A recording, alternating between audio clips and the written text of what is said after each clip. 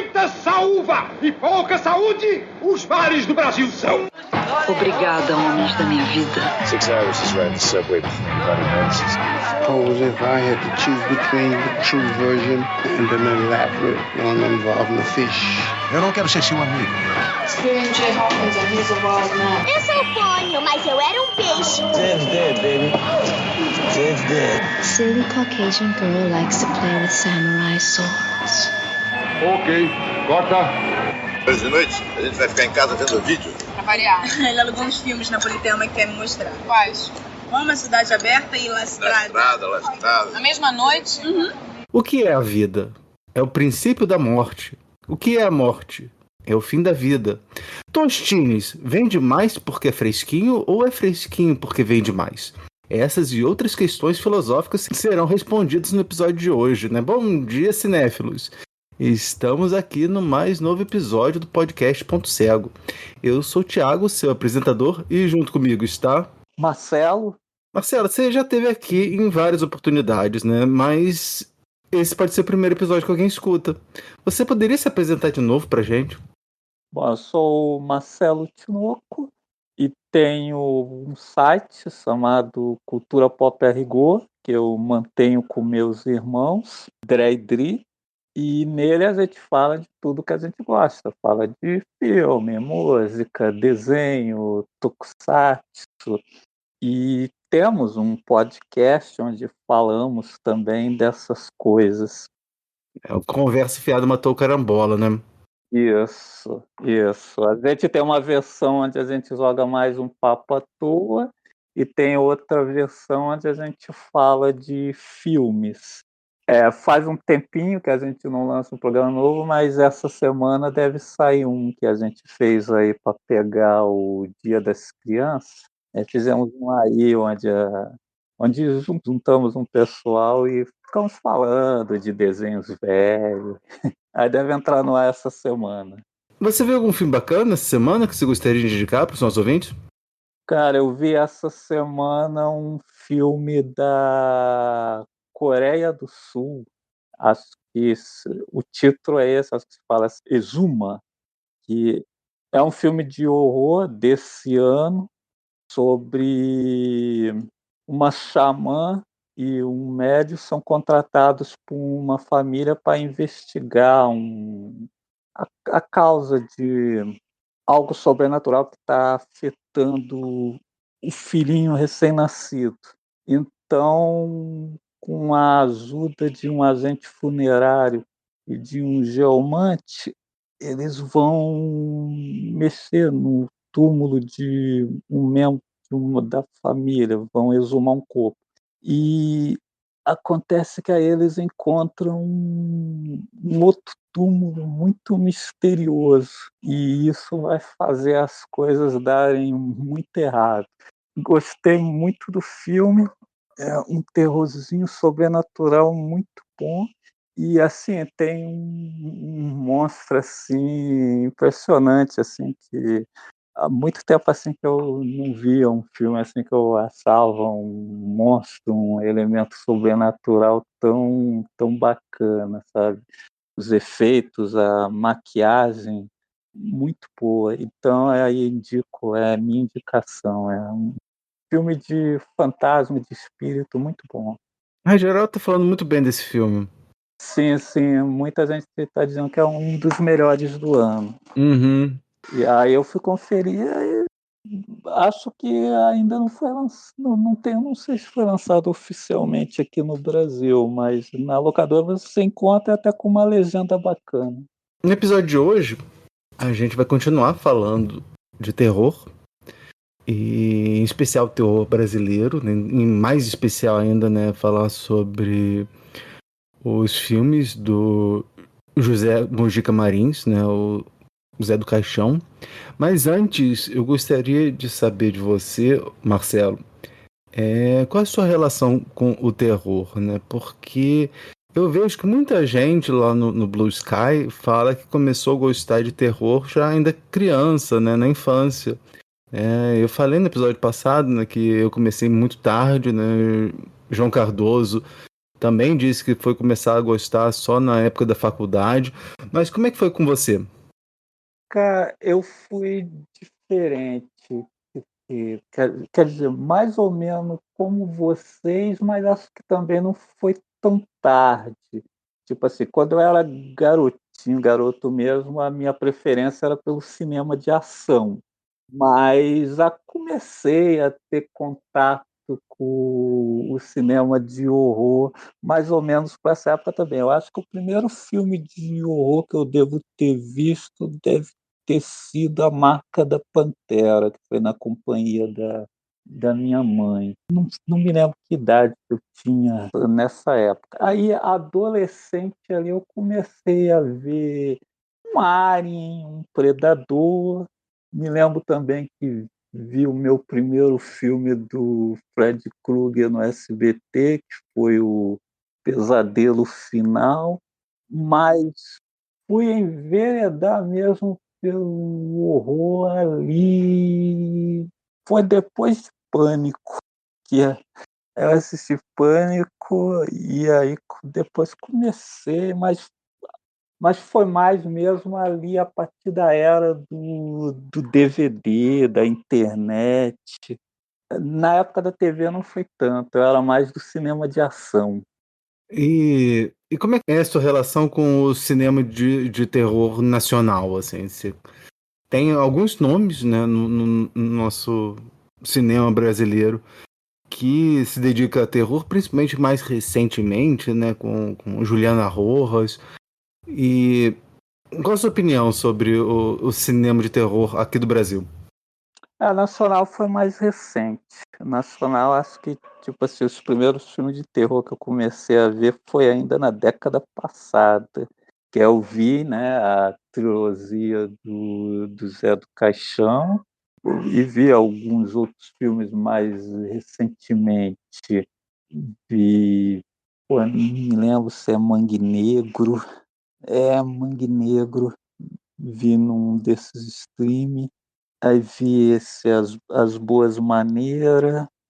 Não vi muita coisa assim de nacional ainda não. Mais assim, a partir do clássico, né, do Mujica, né? Sim, sim. Eu vi a trilogia, né? Também não vi muita coisa do Mojica não, mas vi a trilogia, os três filmes. Os três filmes propriamente, que o Zé do Caixão é personagem. Uhum. Sim, A Meia-Noite Levarei Sua Alma, Essa Noite Encarnarei no Seu Cadáver e o Encarnação do Demônio, né? Isso. Uhum. Eu também vi esses três nessa vibe de... Também só fui assistir os filmes de terror já bem mais velho, né? E eu lembro que o Projection Booth, eles fizeram um episódio sobre a trilogia. Eu gostei da trilogia, fui assistir mais coisa, né? Fui assistir aquele Exorcismo Negro, José do Caixão, também, que eu gosto bastante. E o Despertar da Besta, Ritual dos Sádicos, né? Que é o nome. E que não é propriamente parte da trilogia do Zé do Caixão, mas o Zé do Caixão aparece, né? Tanto no Ritual dos Sádicos quanto no Exorcismo Negro. Mas o que você acha do Zé do Caixão? Cara, eu acho transgressor, né? O original. Assim, o chamado assim, cinema de guerrilha, né? Tava lendo a respeito de como o filme foi feito, né? Toda a história, né? Com os alunos dele, a história lá deles para fazer a floresta, né? Roubaram arbustos do Lago do Arocho. Deixa eu só fazer um parênteses dessa história. Eu queria ter tido tempo para ler toda a biografia, mas eu acabei só lendo algumas partes. E eles falam dessa parte na biografia. Eles contam, né, que o Mujica tinha mandado o pessoal cortar lá no Butantã. O Butantã tem um bosque que vocês cortam lá. Mas aí o pessoal que queria se ver livre logo foi lá no Largo do Arocho cortar. E aí, quando o José Mujica Marins chega e vê assim tudo arborizado, fala assim, nossa, eles foram mesmo, tal. Aí de repente ele para, olha assim, e fala assim, peraí, por que tem uma placa de proibido estacionar aqui nessa árvore? Aí o professor falou assim, não, a gente foi no Largo do Arocha. Eu falei assim, mas vocês estão malucos? Assim, no centro da cidade, vocês vão cortar? Não tinha ninguém, só tinha puta e travesti. Nas palavras deles, né? Ele ficou puto com esse troço de pessoal ter acabado com as árvores lá do Largo do Arocha. Mas continua, desculpa. Pô, o filme já começa, né, muito bem, né? A gente, né, assiste assim, assim, algumas passagens pra gente é assim, simplesmente engraçado e tal. Mas você pensa assim, né? O efeito que deve ter sido na época e que ainda causaria hoje, né, nos elementos conservadores, né? Sim. Tipo, aquela história mesmo dele comer carne na Sexta-feira Santa. Sim. Ele fala que vai comer carne na Sexta-feira Santa, e depois, né, tá tendo a procissão, ele tá comendo lá na frente da janela. E é tudo isso, né? Ele não respeita as crenças, isso que o povo leva tão a sério, sabe? Você pensa assim, isso assim no Brasil, né? Que um país conservador, sabe? O filme saiu lá em 1964. E ainda hoje acho que ele causaria o mesmo efeito. Ah, com que na certeza. época teve até protesto. Mas vamos falar um pouquinho do Zé do Caixão. O José Mujica Marins, ele meio que inaugura o gênero de terror aqui no Brasil, né? Claro que assim você vai ter o Alberto Cavalcante fazendo aquele filme No Silêncio da Noite, mas ele tá fazendo isso lá na Inglaterra, né? O primeiro filme de terror feito em terras brasileiras vai ser justamente A Meia-Noite Levarei Sua Alma. E, como eu falei, eu li parte da biografia que o André Barcinski e o Ivan Finotti escreveram sobre o Mujica. É uma biografia enorme, assim, né? É muito completa. E aí tem uma hora que eles falam, né? Que ele era autodidata, né? Em relação ao cinema, né? E ele contava com uma memória visual muito boa, assim. Não era tão boa para nomes, mas visual ele tinha um dom, assim. Porque, assim, ele via muita coisa, né? Ele nasceu, né, no cinema, entre aspas, né? Porque quando o Mujica era ainda bem novinho, o pai dele, né, consegue um emprego de gerente, de zelador de um cinema. Então, o José Mujica Marins, ele vai assistir muitos filmes por causa disso, né? E aí eu falei desse troço de ele ser autodidata, e aí tem uma determinada página aqui no livro que mais tarde, né, lá nos anos 80, né, o Sganzerla, ele lança um filme chamado Nem Tudo é Verdade, que é sobre a visita que o Orson Welles fez no Brasil. E aí ele fala com o Sganzerla, fala assim, Rogério, eu vi muitos filmes com esse sujeito daí. Tinha até um que ele aparecia à noite, num túnel escuro, era espetacular. E aí ele tava falando do Terceiro Homem, né? Que é assim, tipo, um filme do Carol Reed, né, estrelado pelo Welles, de 1949, sabe? O Mujica viu esse filme em 1949 e ainda lembrava, né? Mas ele não lembrava do nome, né? E é muito disso, assim. Ele não conhecia, não sabia quem era Orson Welles, né? Ele conhecia o ator, sabe? E nisso, né, de ele sempre ser fascinado por cinema, né? Ele até conta, né, que ele tinha que o galinheiro lá da casa deles foi o primeiro estúdio que ele fez, né? E aí mais tarde, eu acho que quando ele tinha 17 anos, ele resolveu fazer um curso de atores. E aí no curso de atores tinha aquela questão de... Ele fomentava muito a improvisação. Então, às vezes, ele mandava os alunos dele seguirem as pessoas assim na rodoviária. Ou então...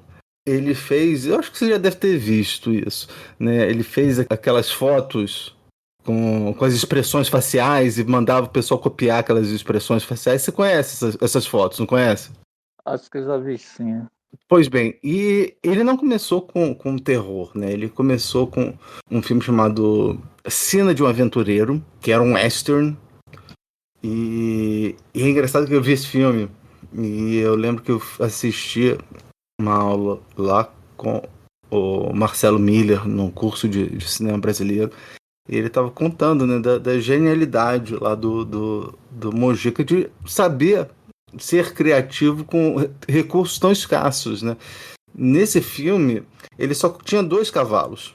Só que aí tem uma determinada cena que ele precisava mostrar sem vários cavalos correndo, né? Então o que ele fez? Ele pintava os cavalos. Ele pegava os 2 cavalos e pintava com listra, com bolinha, com não sei o quê, e aí na hora da edição mostrava como se tivesse vários cavalos andando, sabe? Tipo, Tô vendo aqui que ele fez um drama também depois. é o Meu Destino em Suas Mãos, né? E aí eu acho ele estava querendo fazer, segundo a biografia, ele estava querendo fazer um policial. Só que aí ele teve um sonho. Ele sonhou com um homem todo de preto, né, levando ele para a cova dele, mostrando, né, a data de nascimento dele, porque dizem que ele nasceu numa sexta-feira 13, né? E aí mostrando a data de nascimento dele e a data de falecimento dele, né? E aí quando ele acordou, ele falou assim: "Não, já sei, vou fazer um filme de terror", né? E ele não ia fazer o Zé do Caixão inicialmente, né? Mas e aí ele estava fazendo os testes para ver quem é que ia ser o personagem principal desse filme que ele tinha imaginado. E aí ele se irritou, falou assim: "Ah, todos vocês são horríveis, quem vai ser o Zé do Caixão vai ser eu". E aí ele fez, né? E aí ele imaginou, né? Toda roupa, aquela roupa preta, cartola, né? As unhas grandes, né? E aí ele até conversa com o maquiador, que é o Gilberto Marques. E aí o Gilberto Marques fala com ele que tem um salão, o Salão Antônio, lá no centro de São Paulo, que podia ajudar. E o próprio Antônio escalou, mandou uma manicure fazer as unhas especialmente para eles. Mas com um porém, né? O José Mojica Marins deveria ir num programa de televisão chamado Clube do Lar, que era apresentado pelo Walter Foster, e apresentar as unhas. Fala que fez as unhas lá no Salão Antônio. E aí ele fez, e aí de repente o cara foi entrevistar, e aí começou a conversar com o Mojica, perguntou se ele era discípulo do Drácula. E aí eles vão conversando. O Mojica, o Zé do Caixão, muito antes de lançar o filme, já tinha ganhado popularidade, né? E aí ele vai fazer esses filmes, sofre muito com a censura, justamente pelas dificuldades que ele enfrenta em relação à censura. Lá nos anos 80, ele meio que fica numa situação muito, muito ruim, né? Ele começa a dirigir filmes que ele não tinha interesse em dirigir, né? Inclusive filmes pornôs. E ele meio que passa, nos anos 90, ele passa a ser relegado como se fosse uma figura folclórica, né? Eu acho que você é mais ou menos da mesma idade que eu. Você lembra que ele aparecia em programa, ele era meio que ridicularizado, né? O pessoal achava meio graça, ele ficava rodando praga, né? É completamente diferente daquela imagem que ele tinha lá nos anos 60 e 70. Sim. A primeira vez que eu vi o Zé do Caixão, eu me lembro que foi até antes de começar aquela coisa do Cine Trash, foi naquele programa dos anos 90, não sei se você se lembra, que tinha na Record chamado Top TV. Eu me lembro de uma matéria com ele lá, eu não sei se era da época do lançamento dos filmes dele lá em VHS. Eu me lembro que foi a primeira vez que eu ouvi falar de Zé do Caixão, foi naquele programa. Que era um programa assim, sobre cultura pop, falava de cinema, quadrinhos. Foi onde eu fiquei sabendo pela primeira vez que ia ter desenho dos X-Men, o desenho do Batman dos anos 90. Era muito bom. Eu não sei, não lembro de ter assistido esse programa, assim, não sei. Foi. Ia lá pela Record. Muita gente na época curtia, sabe? Era uma coisa assim que você não via, um tipo de programa que você não via na na TV naquela época. Aliás, né? De qualquer época, assim. Muito difícil um programa assim. Eu pensei que você conhecesse. Não estou lembrado.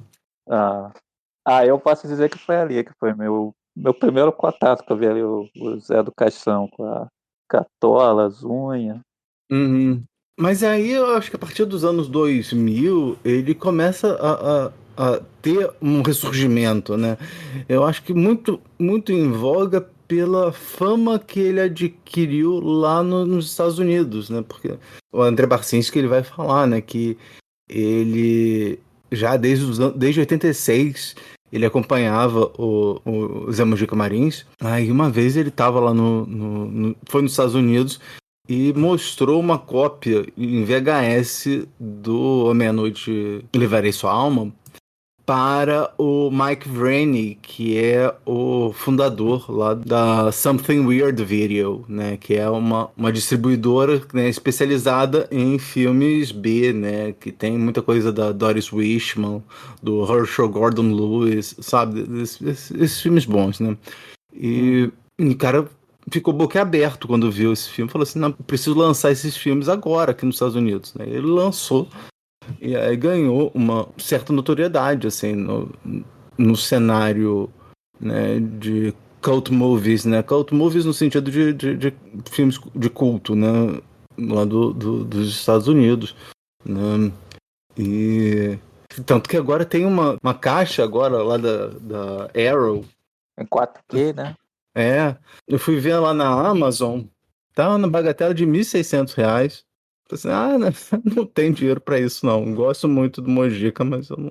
Quem quiser me dar de aniversário, meu aniversário agora é em novembro, então, ó. De qualquer forma, né? Aí muita gente, né? Eu lembro que quando o Marcelo Miller falou, né, sobre essa história de que o Zé do Caixão, né? O José Mojica Marins, ele ganha uma notoriedade lá fora, né? Eu lembro que muita gente, assim, você vai ver canais gringos que falam de terror. Eles gostam muito do José Mojica Marins, da trilogia do Zé do Caixão, né? Zé do Caixão, ele é mais, né, atuado lá fora do que aqui, inclusive. Aqui, sabe? Aqui, sei lá, aparecia no programa do Mion, aparecia no programa do Gugu, né? Aqui ela é mais a figura, né? Uma coisa assim mais sensacionalista, né? Que faziam, né? Mas dizem que, assim, nos anos 60, 70, não. Ele era uma figura extremamente popular, assim. Ele era tipo, o pessoal brincando, falando que era tipo o Roberto Carlos, ou Pelé, sabe? Em termos de fama dele. Foi justamente esse troço da censura, não deixar ele fazer os filmes dele, que ele meio que saiu do radar do público. Aí depois veio a TV, né? As aparições nesses programas, né? Sobretudo ali a apresentação de filmes ali na Bandeira nos anos 90. Uhum. Eu li também um outro texto muito legal da Beatriz Saldanha, né, que é uma pesquisadora, crítica, curadora e realizadora, que ela escreveu um texto para o site do Cine Humberto Mauro, que fala sobre a presença feminina nos filmes do José Mojica Marins, né? E ela começa falando do Zeitgeist lá dos anos 60, né? Porque nos anos 60 a gente vai ver em todos os lugares do mundo meio que uma modernização dos filmes de gênero, né? Você vai ter filmes que vão explorar muito na questão do sexo e da violência. Eu lembro que tem uma frase célebre do Russ Meyer dizendo que filmes precisam de 3 coisas, né? Ação, carro, né? E mulher, sexo e morte, né? Aí por isso que o Faster Pussycat Kill tem esse nome, porque Faster, né, de carro, Pussycat por causa das mulheres e Kill porque elas matam, né? Então E aí você vai ver, né, que nessa época, né, você vai ter os Ruffies, né, a gente falou do Russ Meyer, né, você tem aquele Lorna, você tem algumas coisas lá da Doris Wishman, você vai ter, no Japão, você vai ter o Pinkwaiga, né, e na Europa você vai ter o Eurotrash, né, e aí ela fala, né, de como esse ambiente acabou dando origem aos filmes do Zé do Caixão. E ela faz uma exploração muito interessante sobre a presença das mulheres. Eu não vou botar aqui porque eu recomendo muito que vocês leiam o texto dela. E é isso. Você tem alguma coisa que você gostaria de falar sobre o termo genérico do Zé do Caixão? Ou a gente já pode ir para os filmes? Pode ir para os filmes. Hoje vai ser um pouquinho diferente, porque tinha mais uma pessoa que não tinha visto A Meia-Noite Levarei Sua Alma.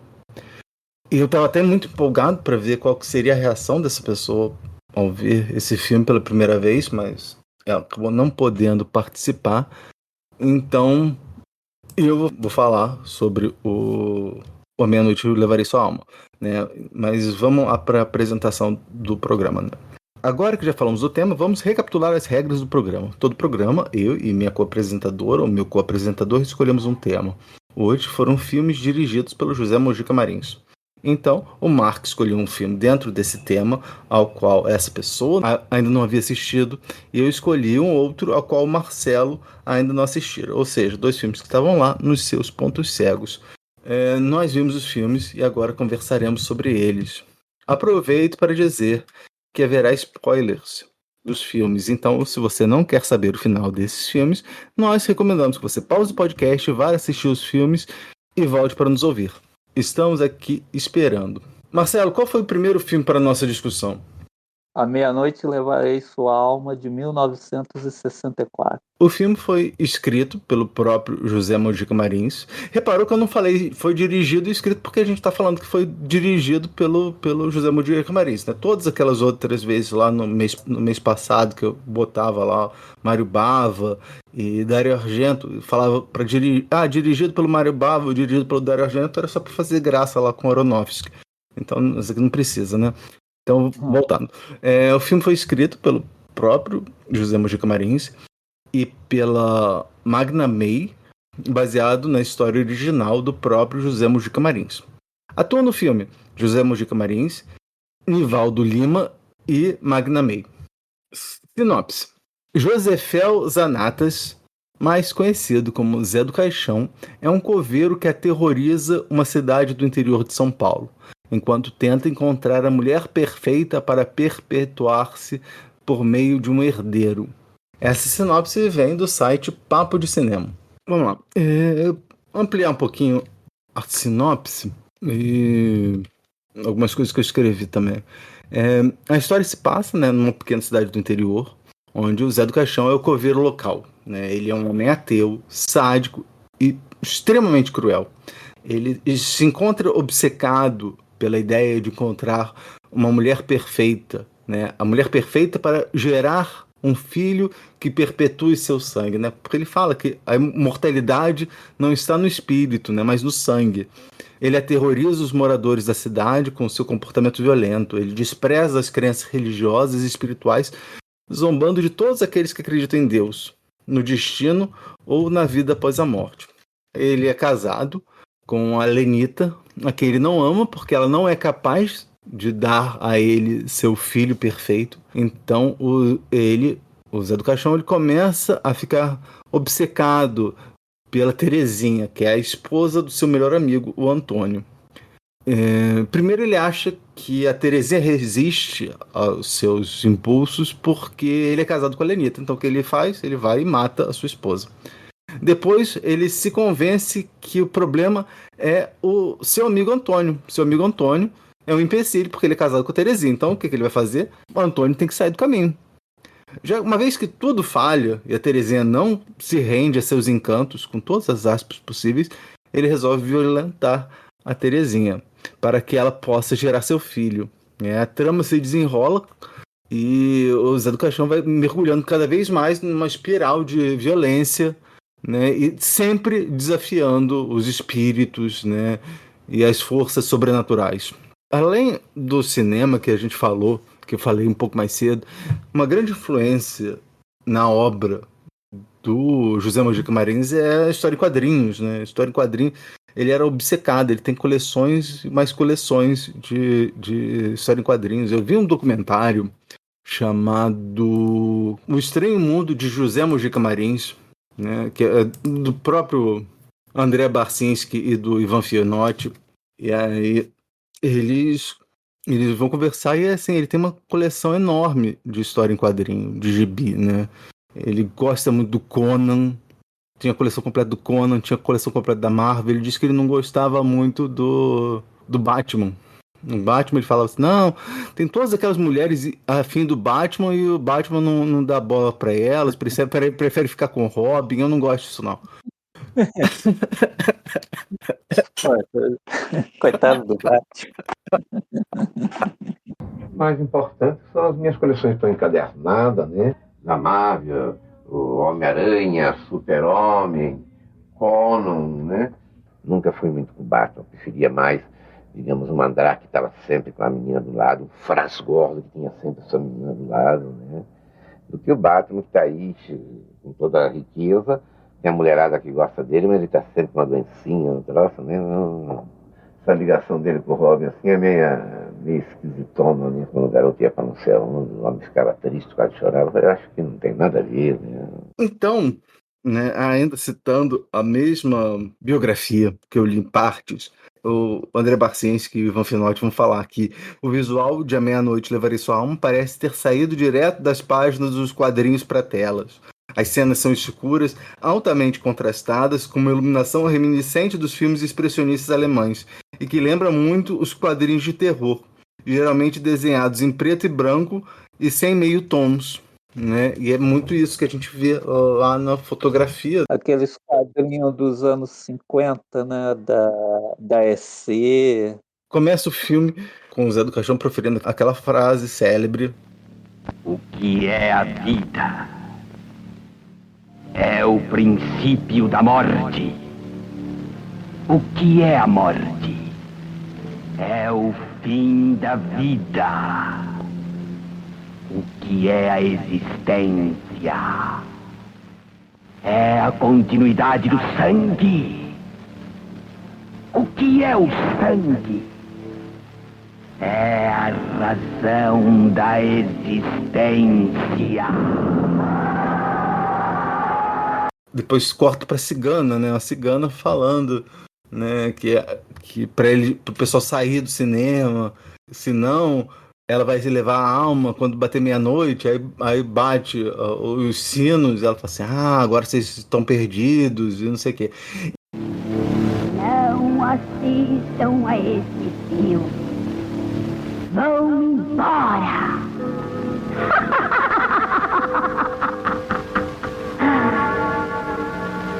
Tarde demais. Vocês não acreditaram. Querem mostrar uma coragem que não existe? Pois então fiquem. Sofram.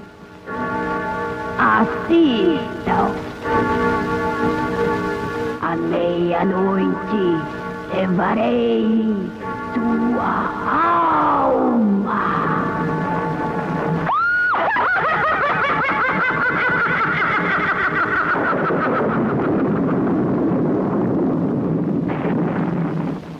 E isso me lembra muito os filmes do William Castle, né? O William Castle, lá dos Estados Unidos, ele tinha esse hábito também de apresentar os filmes, né?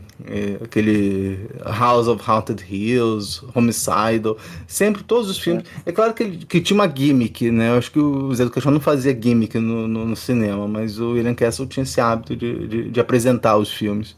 Ele fazia tipo uns espetáculos no cinema.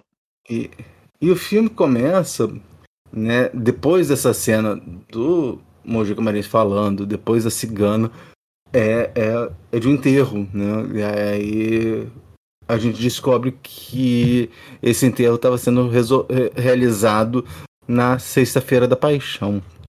E aí ele chega falando que não aguenta mais o pessoal, e aí ele tá morrendo de fome. É engraçado que ele fala, né? Esses enterros muito longos me dão muita fome. Como é que alguém sente fome depois de voltar do enterro? Mas tudo bem, né? Na verdade é de propósito, né? É para mostrar que como ele tá completamente alheio aos outros. E aí ele quer comer carne de carneiro.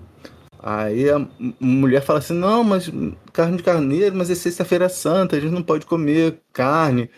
Aí ele briga tanto, e aí tem uma cena que eu acho fantástica, que é justamente a procissão. Você tem ele comendo a carne de carneiro de frente para a janela, e a gente vê a procissão, né? Ele consegue juntar esses dois momentos, né? Assim, tipo, essas duas situações, esses dois eventos que estão acontecendo ao mesmo tempo, né? Ele consegue muito bem encaixar uma cena na outra. Eu acho esse trabalho que ele faz de enquadrar a câmera muito interessante. Sim, eu gosto muito também do diálogo dele com a esposa, que ele fala que vai comer carne de qualquer jeito. Hoje eu como carne, nem que seja carne de gente. Aí ela fala que, cuidado, Zé, o diabo tenta. Ele fala que se ele o encontrar, vai chamar para jantar em casa. Cuidado, Zé, o diabo tenta. Se eu o encontrar, vou convidá-lo para jantar. Pois é, porque a gente pensa, pelo menos, não sei se foi seu caso, mas quando a gente via o Zé do Caixão na TV, a gente achava que ele era uma figura meio diabólica, né? Mas não. Antes de ver o filme, eu pensava que o Zé do Caixão era um ser sobrenatural. E nesse filme não é. E mais, né? Ele nem acredita em qualquer força sobrenatural. Pois é, ele não acredita no sobrenatural. Ele desafia o sobrenatural, as religiões. Tem ele pegando comida na macumba. Sim. Ele vai falar, né, que os símbolos religiosos, né, são criados pela ignorância do homem, que o homem, né, não tem que ter nada acima dele. Mas talvez seja isso, né? Talvez, por uma sociedade tão religiosa quanto a brasileira, o grande vilão é justamente um ateu, né? E é isso, eu acho que muito da imagem que o Zé do Caixão tem, né, passa nesse filme é exatamente isso, né? De um cara extremamente individualista, e o que o filme faz questão de mostrar, né? Tanto que aquela primeira cena do enterro, a câmera se preocupa muito em filmar ele sozinho. Ele tá lá junto com o pessoal, né, participando do enterro, mas a câmera focaliza nele. E é até engraçado que eu vi uma entrevista lá com o André Barcinski contando um caos dessa cena, em que enquanto a câmera não estava no José Mojica Marins, o Zé Mojica Marins estava orientando as pessoas, sabe? Estava dirigindo as pessoas enquanto atuava. Isso daí é uma coisa meio rara, né? Assim, imagina, se você, ao mesmo tempo, você está atuando e você está dirigindo a cena. Né? E então você vai ter uma distância entre o Zé do Caixão e o resto da população, né? O resto do pessoal lá do povo, que é um pessoal que ele despreza, né? Então, o Mojica, ele vai buscar fazer uma série de soluções visuais muito eficientes para mostrar essa distância cultural, física, financeira, filosófica e espiritual que separa o Zé do Caixão do povo. E aqui tem uma outra hora que ele tá brigando no bar, e aí ele vai e tira a coroa de espinhos, né, de um crucifixo. Nunca vi que alguém resolve fazer um crucifixo que é possível retirar a coroa de espinhos, mas ele tira a coroa de espinhos e esfrega na cara de um cara, né, como se ele estava mostrando que esses símbolos religiosos só servem para trazer sofrimento para as pessoas, né? E aí ele sempre fala do homem superior, né? De como ele é o homem superior porque ele é livre dessas amarras da religião, né? Isso me lembra muito até aquela noção, eu acho que o Reichenbach vai falar disso também, acho que deve ter sido uma das primeiras pessoas a encontrar conexão, né, do José Mojica Marins, né, do Zé do Caixão, com o Super-Homem do Nietzsche, né? E também até o pessoal do Projection Booth vai falar até um pouco do Aleister Crowley, né? Daquele troço de vontade, né? O ser que consegue trazer a vontade dele, fazer valer a sua vontade. Eu acho engraçado que o pessoal do Projection Booth ainda falou, ele tô citando o Apod, o próprio Mike White não sabe de onde é que ele tirou isso, onde foi, qual foi o texto que ele leu isso, mas ele achou uma coisa muito apropriada. Eu também acho que os filmes do José Mojica Marins, né, os filmes do Zé do Caixão, eles são assim como se tivesse ideias do Jodorowsky com o orçamento do Herschel Gordon Lewis, né? Então ele tem essas altas ideias como do Jodorowsky, mas ele tem os orçamentos bem escassos, né? Uhum. E aí ele acaba fazendo, né, ele usando da criatividade dele para tentar driblar essas deficiências, né, essas limitações. E ele faz muito bem, né, cara? Porque você vê o filme assim, aquele estilo dele, a forma de dirigir, assim, pelo menos assim, o baixo orçamento assim, no filme dele eu noto menos do que em alguns outros filmes também de baixo orçamento. Uhum. Acho que a criatividade, a fotografia, o estilo dele de direção, isso tudo compensa muito os problemas com baixo orçamento que ele pode ter. Você falou de fotografia e o diretor de fotografia desse filme é o Giorgio Attili, que foi um veterano, trabalhou lá na Vera Cruz, e ele sempre reclamava do estilo conservador e pouco ousado dos filmes, né, desse estúdio, né, da Vera Cruz. Então, quando ele viu o trabalho do Mojica, né, quando ele teve a oportunidade de trabalhar com o José Mojica Marins, ele percebeu que ele tinha agora a chance de fazer algo diferente. Ele realmente fez, né? Mas nessa biografia eu recomendo muito que leiam, né? E ele fala, né, de como o José Mojica Marins ele chega a ser experimental, né? E assim, é tão experimental tanto no tema, né? Imagina, você tá trazendo o filme de terror, tá jogando com vários temas que são tremendamente tabus aqui no Brasil, né? Que é o maior país católico do mundo, e ele vai e é ousado para falar sobre vários assuntos que eram tabus no Brasil naquela época. Então, esse filme é completamente atemporal, digamos assim. Se lançasse hoje em dia, ia ser a mesma coisa. Uhum. E também a questão da forma, né? A forma também é experimental, né? Porque enquanto, né, no cinema mais tradicional, né, o trabalho do montador é justamente tentar passar uma sequência para outra sem usar cortes bruscos, né, mantendo uma cadência da história. O Mojica não se preocupa com isso, né? Os cortes dele são abruptos, uma sequência sucede a outra aos pulos, sem elo de ligação, exatamente como nos quadrinhos.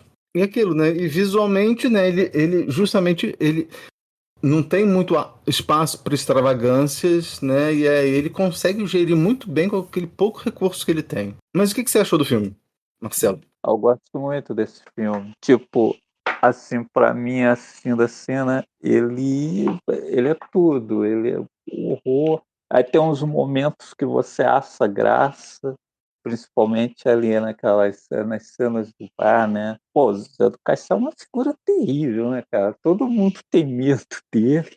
Os caras que desafiam com ele sempre se dão muito mal.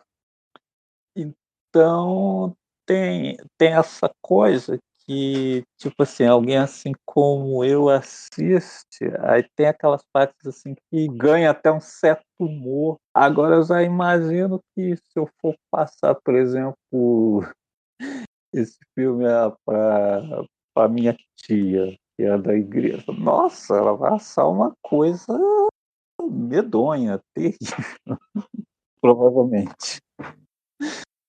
Então acho que basicamente funciona assim. Eu gosto bastante desse filme, gosto bastante da sequência também. A sequência tem um tempo que eu já vi, mas a sequência acho que é praticamente tipo um remake, né? Ainda maior desse primeiro, né? Falou de uma coisa que eu lembrei que eu li em algum lugar, agora não estou me lembrando. Que isso que você falou, que ele é durão, ninguém consegue vencer ele. E aí, muita gente, né? É engraçado que ele muitas vezes ele é associado com o Buñuel, né?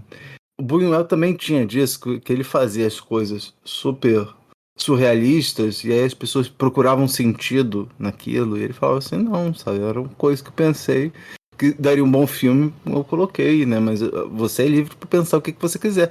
E no caso do Zé Mujica Marins, também, assim, ele provavelmente não deve ter pensado nisso, ou pode ter pensado, né?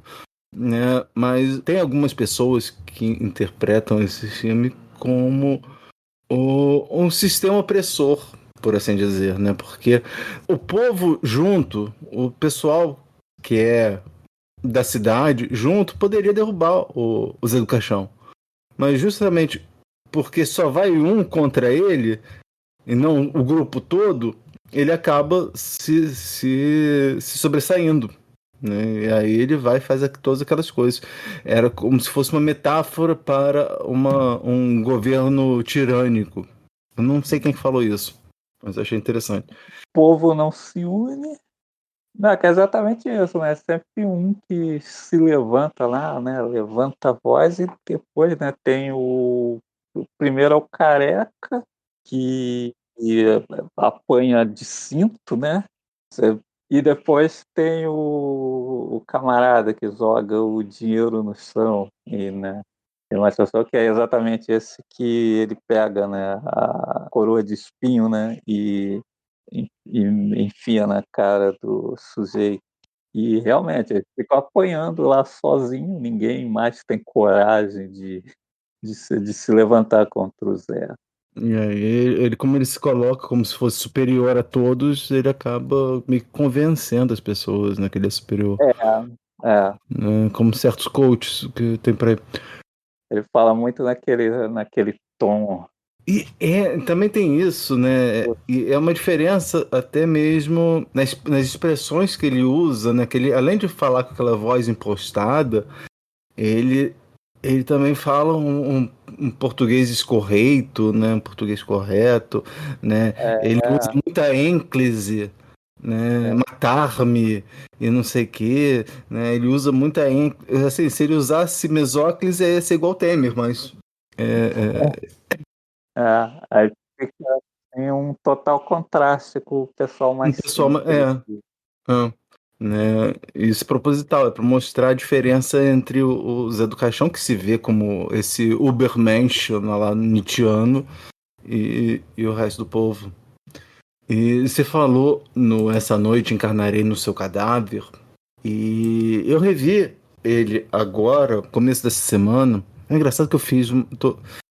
Eu me planejei para ver assim, um filme de terror por dia lá naqueles desafios, né? Mas no final das contas só vi coisas do Zé do Caixão essa semana. Quer dizer, vi 3 filmes dessa lista e depois perdi o trem, né?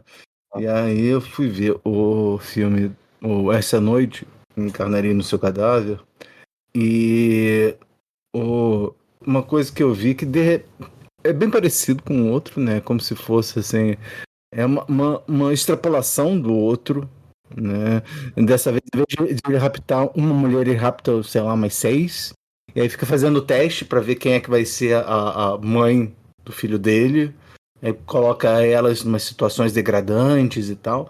Mas me chamou a atenção que tem uma determinada cena em que o Zé do Caixão ele sonha que ele vai pro inferno, e esse inferno é em Technicolor, em contraste com o filme que é preto e branco, né? Nesse daí ele vai ser Technicolor, o inferno, né? E aí me lembra muito aquele filme, o Jigoku, do Nakagawa, Nobuo Nakagawa, né? Que também é isso, né? Tem uma cena normal que é em preto e branco, e aí de repente quando o personagem vai pro inferno é tudo colorido e tal. E aí isso me lembrou essas coisas. O diabo não é um diabo com tridente e com chifre, né? É uma coisa meio Nero, né? Uma coroa de louros, né? Eu vi uma entrevista, acho que foi uma entrevista com o Barcinski, que ele fala que a grande influência pro Mojica fazer essa cena do inferno foi justamente uma versão da Divina Comédia, né? Mais especificamente do Inferno, né? Em gibi, que ele leu, gostou, e aí ele trouxe esse visual que ele viu no gibi, na história em quadrinho, para o cinema. Você quer falar mais alguma coisa sobre esse filme em específico? Porque eu estava querendo falar um pouquinho só assim, tipo, ler a sinopse de alguns outros filmes que ele fez, que eu gosto bastante. Eu achei assim que a gente podia falar do final, né? Que o final é até assim meio moral, né? Que ele faz, né? Passa o filme fazendo troça do sobrenatural, assim, e aí no final acaba terminando, né? Sendo vencido pelas forças que ele duvidava da existência, né? Mas eu não sei, eu sinto que ele fez isso para meio que burlar a censura ou coisa parecida, né? Me lembra muito o Curvas do Destino, do Ulmer. Você viu esse filme, ou não? Não. Se chama Detour. Acho que eu vi sim. Porque assim, o filme tem uma determinada hora que o personagem principal acaba matando uma mulher. E aí, assim, era a vilã do filme. Mas, assim, como o Código Reis estava em pleno vigor, ninguém podia cometer crime e não ser punido. O filme começa ele contando essa história no bar. E aí, 30 segundos antes de acabar o filme, ele sai do bar e é preso pela polícia, sabe? Eu acho que é mais ou menos isso daí, sabe? Ele quis mandar mensagem e aí depois, sabe, falou assim, não, ó, a gente é contra. É que nem também aqueles filmes de droga dos anos 60, né? Ah, não, olha como é que a droga é ruim. Aí fica mostrando lá o pessoal se drogando. E também, né, os filmes...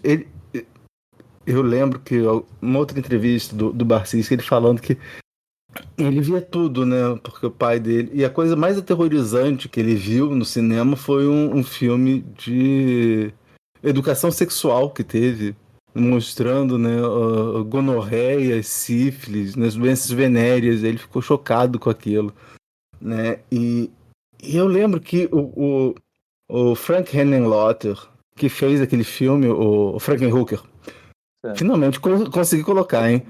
Want a date? Going out? Looking for some action? Need some company? O Henenlotter, ele tem um documentário falando sobre sexploitation.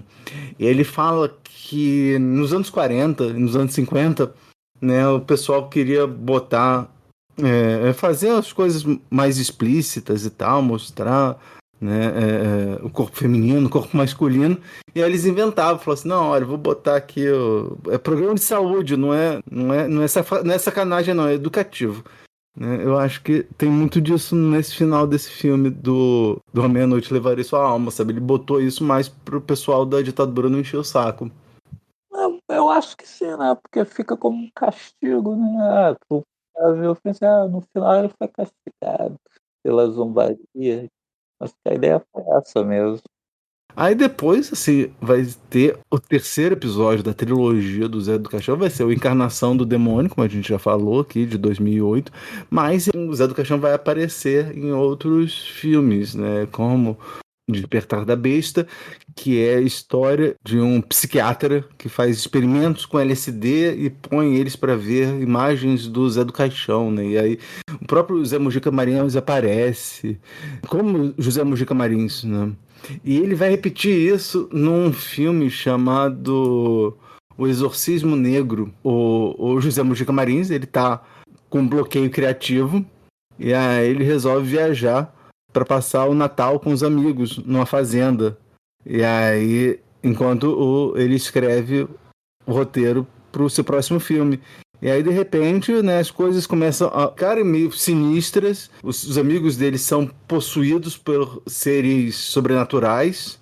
E aí aparece o Zé do Caixão, né? Você vai ter o José Mujica Marins e o Zé do Caixão duelando no mesmo filme, né? É mais ou menos aquele filme do que você falou mais cedo, né? O Novo Pesadelo do Wes Craven, né? Que você vai ter o Robert Englund e o Fred fazendo Fred Krueger.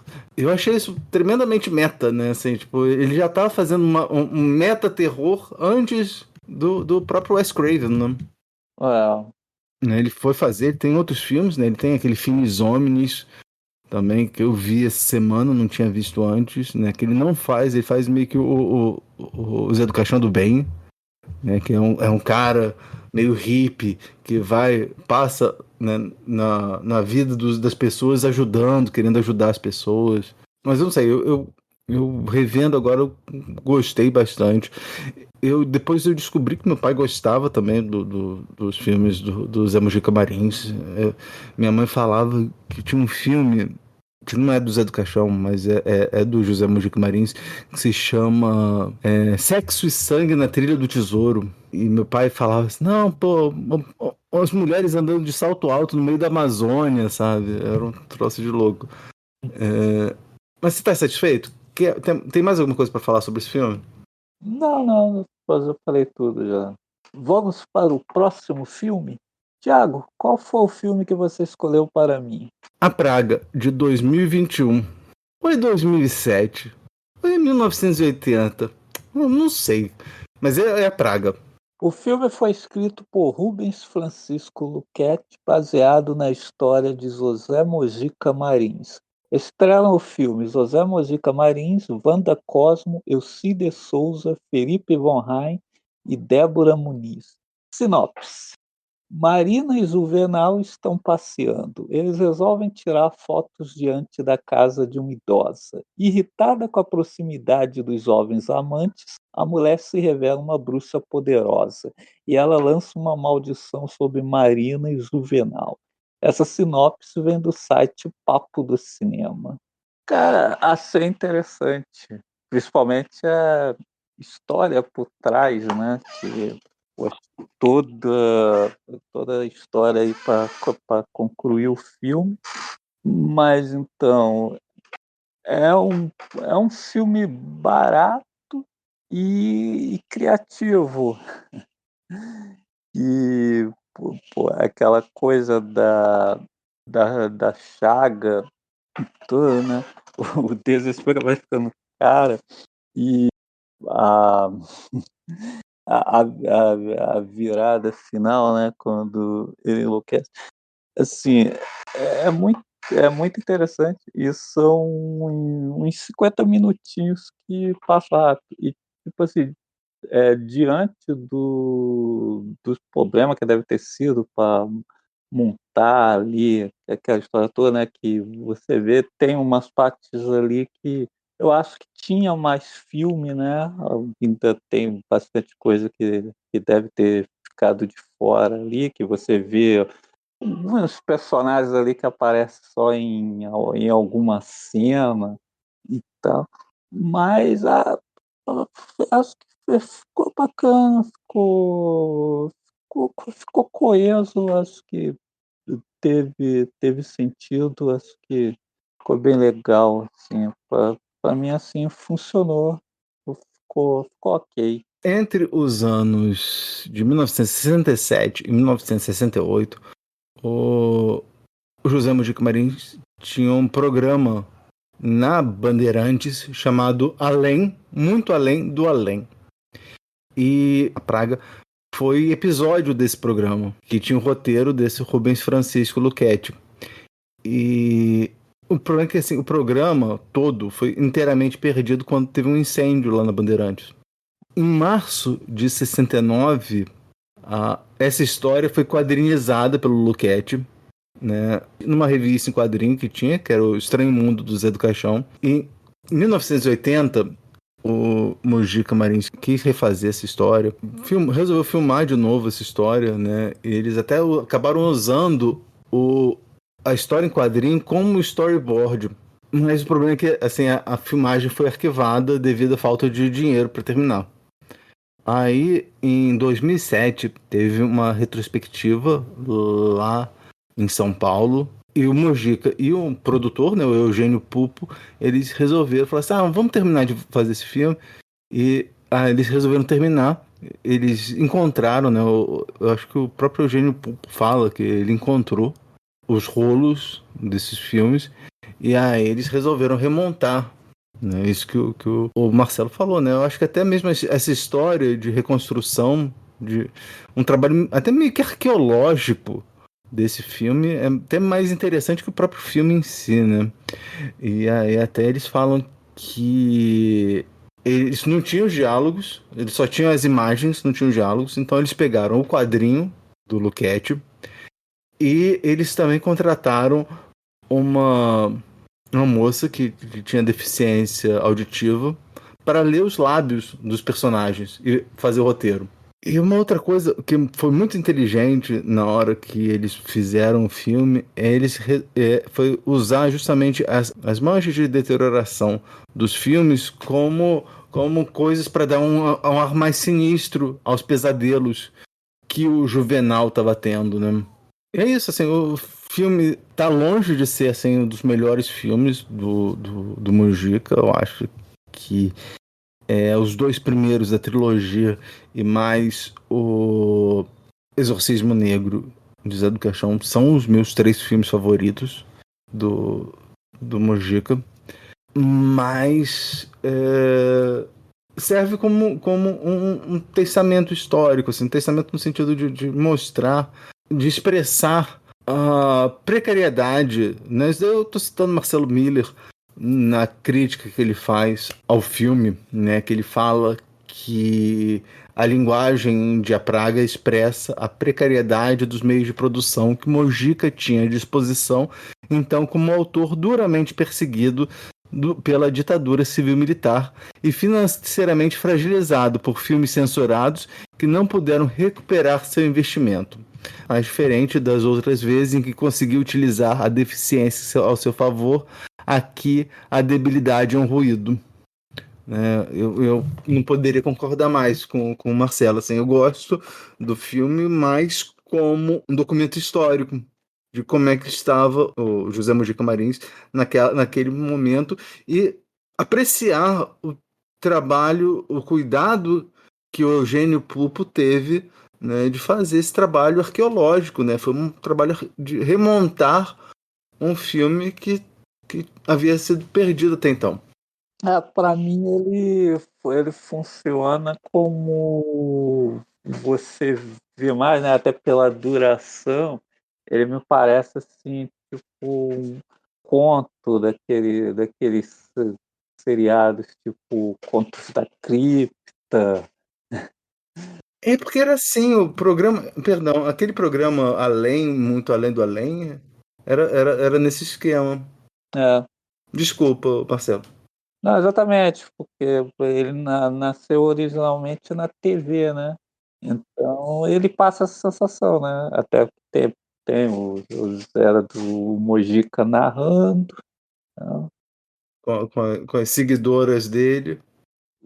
Sim, que aquilo tudo imagens tiradas de outros filmes, né? Que no final chega a aparecer cena ali retirada de Meia-Noite Levarei Sua Alma. Eu queria falar rapidinho sobre a figura do Juvenal, né? Sim. Porque se você for pensar assim, né, pô, o Juvenal realmente se ele merece, né? Com certeza, com certeza. O cara babaca, em todo momento, não teve um filme, assim, ele tá se ferrando, mas não deixa de ser babaca, impressionante. Sim.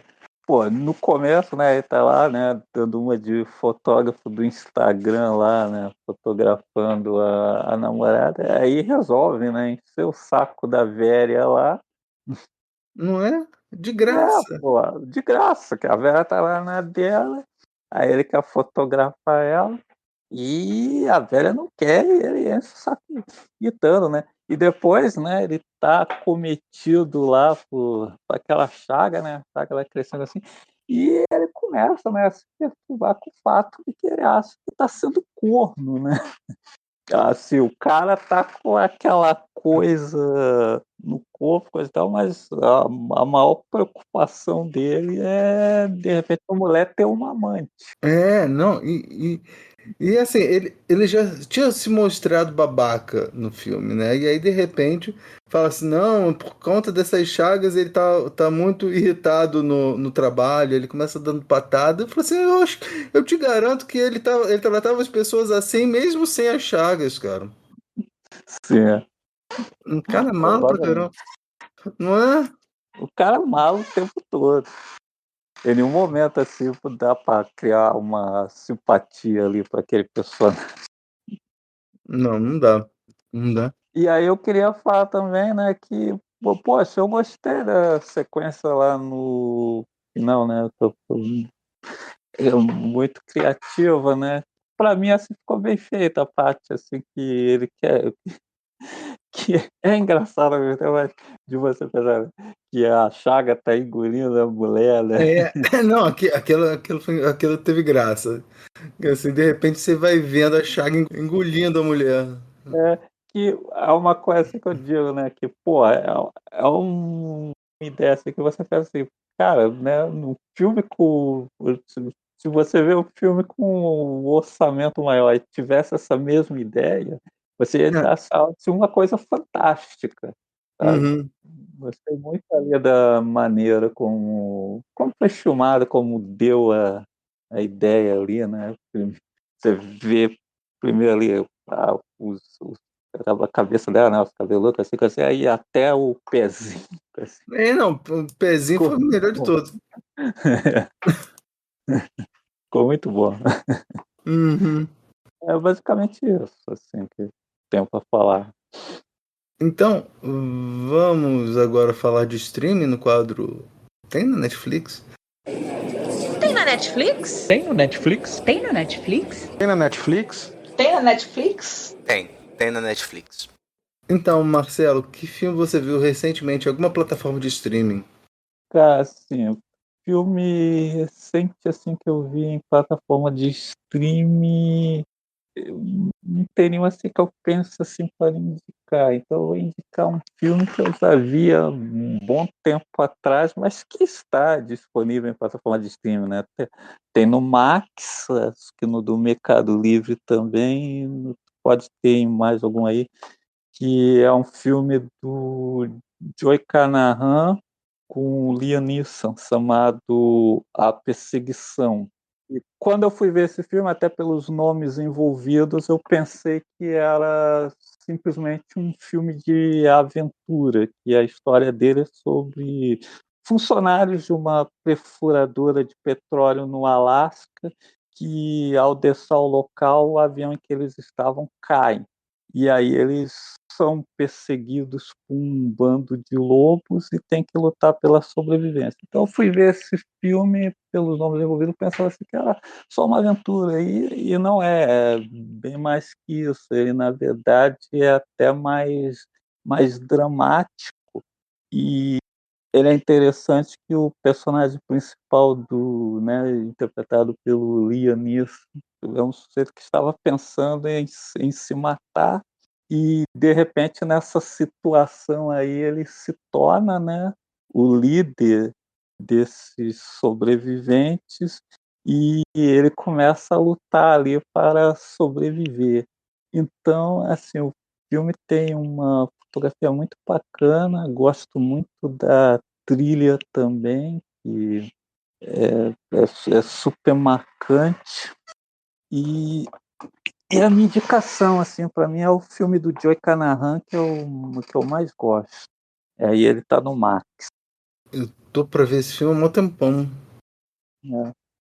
Ele é bem diferente do que eu esperava, até porque nessa época o Liam Neeson já estava enveredando muito assim pelo cinema de ação, coisa e tal. Eu pensei que havia assim, um filme de aventura, ele matando lobos e tal. Os lobos sequestrando a filha dele.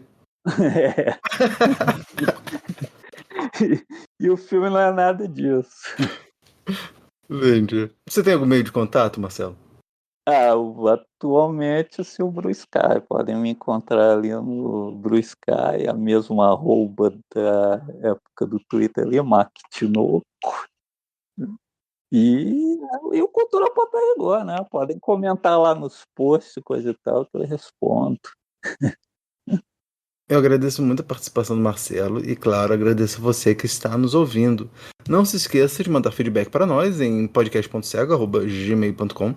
Mande sugestões, críticas, elogios e compartilhe com todo mundo, pois quando se trata de cinema, todo mundo tem um ponto cego. Da Rua Pareto, eu sou o Thiago. Eu sou o Marcelo. E este foi o podcast Ponto Cego.